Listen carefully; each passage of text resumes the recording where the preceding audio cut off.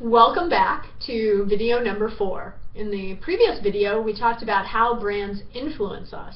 And in this video, we're going to talk about personal branding. And trust me, it's a lot less painful than it sounds. So we're going to start by looking at 3 images and talking about the personal brands of each of these individuals. Feel free to join in on the conversation. Alright, so number 1, who do we have? Well, we have the most recognizable person in the world. This person has the most valuable personal brand out there. Alright, so that's Beyonce, right? Although she does have a very strong personal brand as well, Miss Winfrey. Absolutely, absolutely. I mean, she's everything, right? And, you know, all she has to do is recommend a book and it's on the New York Times bestseller. So that's some pretty powerful. And stays there. And stays there. Weeks. Yep. So, you know, there's some powerful... And she's credited for getting America to read again. This With is her true. book club, she started to... Book clubs became much more popular after I thought that was J.K. Rowling. What? All right. No, she got us to read again. Oh, that's right, that's right. So, what do we think of when we see this image? Well, I think one of the reasons Oprah is so successful is I think her brand is trustworthy. People really trust her to be honest in her recommendations. I believe that every book she recommends, that she's read it and that she actually likes it.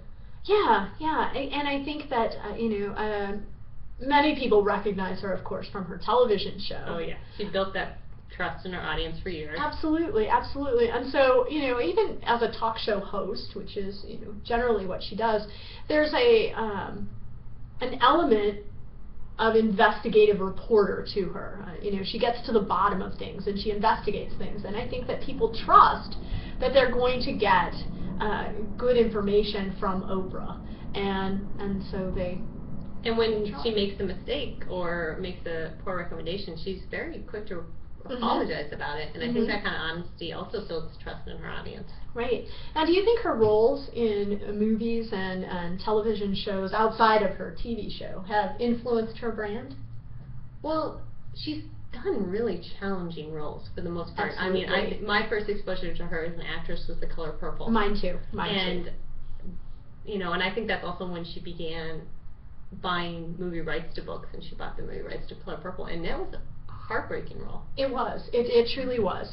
You know, her role in The Help was equally difficult, but beautifully done. And so I think that some of the value that we place on Oprah as a brand comes from those, again, those experiences that we have had as viewers. Because I can only speak personally. I've not met her. How about you? No. But yeah, I feel like I know her because I saw her on TV for so long. Right. I think it's also the same thing as that. You know, I grew up watching her, so she's very familiar to me. Absolutely, absolutely. And then she's also associated with so much charitable things. She has her Exactly. school in Africa for young girls. Right. And her Angel Network. Right, right. And She that gives all away builds cars. into, and televisions. Yes. You know, and that's one of the best shows of the year. When she invites a group of people that she feels deserves that recognition. And I know one year it was teachers. I remember the teachers' year. Yeah, and I thought, great. how come we didn't get invited? But you know, and so those all build into the impression that we have of her as a celebrity, but also as a brand.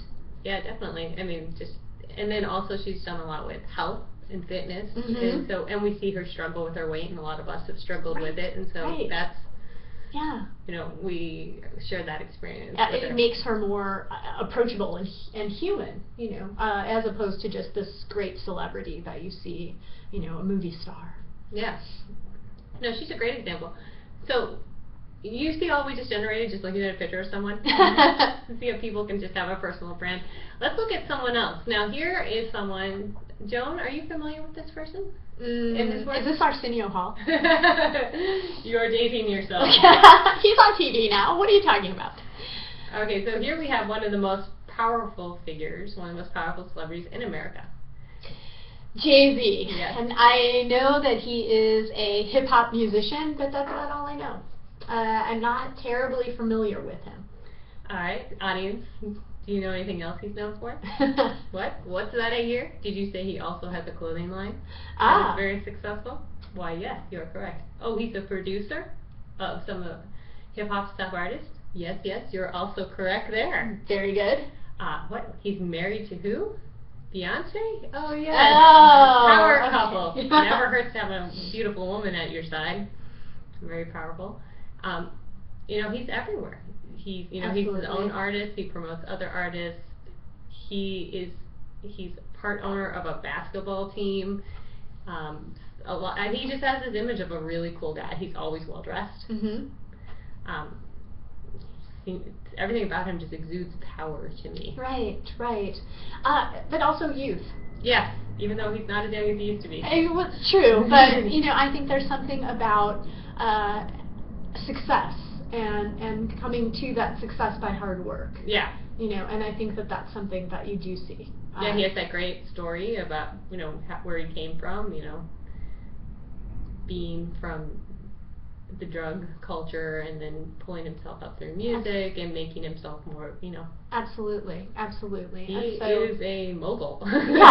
Yes. And so, again, just the image brings those brands and those associations that we make with Jay-Z and Beyonce. All right, we have one more, and this is a treat because this is one of Joan's favorite cultural icons. But this is someone who just started as he was a teacher.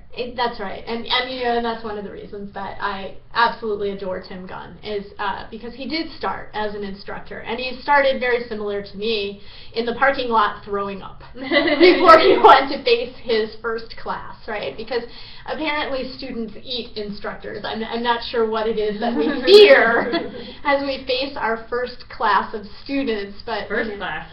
Yeah. For how many years? Oh, for a long time. And if you know anything about Tim Gunn, you know that he has a catchphrase, and that's make it work. Make it work. Love absolutely, absolutely. And that's one of the things that I find particularly good about him. He can be faced with something that it's just not where you envisioned it was going. Well, you can scrap it and say, throw your hands up and say, I give up, and that's it. Or you can, as Tim Gunn says, make it work.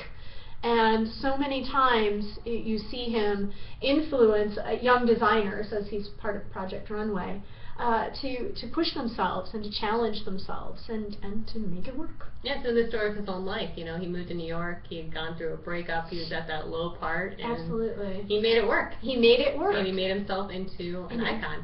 That's right. And and if you read any of his autobiographies, you'll find that he still suffers from that. I'm going to go out in the parking lot and throw up, and yet he pushes past it. And I admire that because I think as instructors, or anybody that, particularly if you do public speaking, you have that fear. They say that at a funeral you'd rather be in the coffin than the person doing the eulogy, and I would agree. That's saying something about the amount of effort that it takes to become successful as he has. And he's built a powerful brand in a very catty, tough industry. Yes, he has. I would agree. So you see that a personal brand is important, and how we see them. All right, so you can see these are brands of some pretty powerful individuals, some pretty well-known individuals. But these people are celebrities. Why do I need a brand? Well, that's what we're going to talk about in the next video. How funny.